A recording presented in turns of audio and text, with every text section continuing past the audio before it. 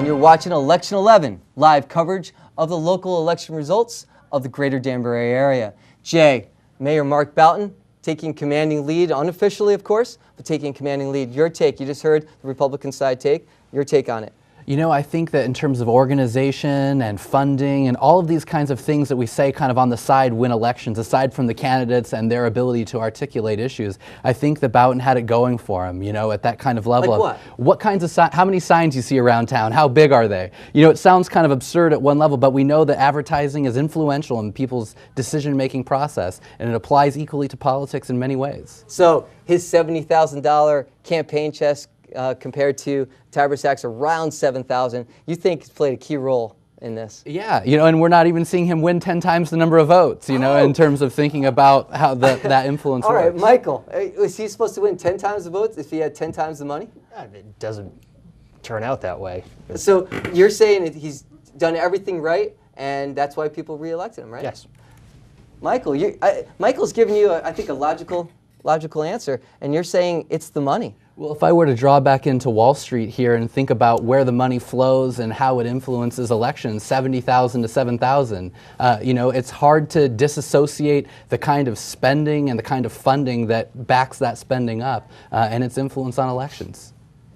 Jay, Michael, we're going to get to this issue of inequity in terms of Occupy Wall Street, in terms of the demise of the middle class, a couple of key issues that we've been talking about so far tonight. But here we have some news coming in from Newtown. Carolina, what do you have for us, Carolina? We are still here at the Republican headquarters. As you can hear, it's a very, very exciting race. For unofficial numbers, and let me remind you, again, these are unofficial numbers. They won't be official until we get them from the registrar of votes. But as of right now, Pat Lodra is in the lead, 4,330 votes. And Bill Ferrier is lagging with 692 votes. And again, this is unofficial as of right now, but people are very happy here. All right, Carolina, great news for the Republicans. I know Michael, you know, if he could jump in his chair right now, he's jumping. Thank you for those numbers. We're going to get back to you later in the broadcast. Thanks for giving those unofficial numbers to us. It gives us a sense of what's going on in Newtown. Take care, Carolina. We'll be back later.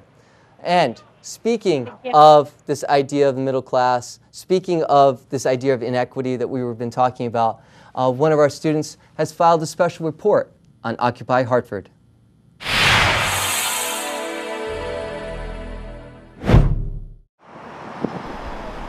Protesters are now occupying cities across America: Los Angeles, Miami, Chicago, Washington, and Boston, all spawning from the Wall Street protests in New York City.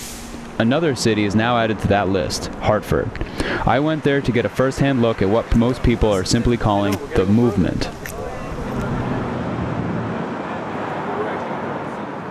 The Occupy Hartford movement rests near Capitol Ave and is situated between three buildings representative of corporate America. The grounds are moderately organized for everybody, with sanitation, food, and shelter. I've been occupying. I've stayed here 4 nights now, and it's pretty comfortable. A lot of good people are there. People come in all throughout the day to learn more about the issues and just see what's going on here. And one of these people is Susan, a middle-class American who supports the cause and the demonstrations. There's a march, and it starts in Bushnell Park, and we'll march down to Bank of America on Main Street, and just as a symbol of, you know, they're one of the more egregious corporations. Bank of America is one of those banks that was bailed out and has done a very poor job of repaying taxpayers for all the money we gave them. People are really finding the power in grassroots democracy. I'm meeting all sorts of people, a very diverse group, all ages, all ethnicities, all walks of life.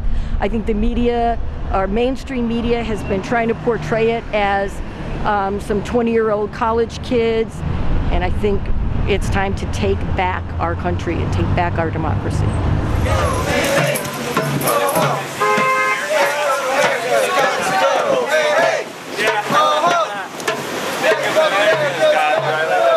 I'm here with the Occupy Wall Street protesters doing their march to Bank of America. They plan to walk 5 to 10 blocks to do their protest and sing their voice.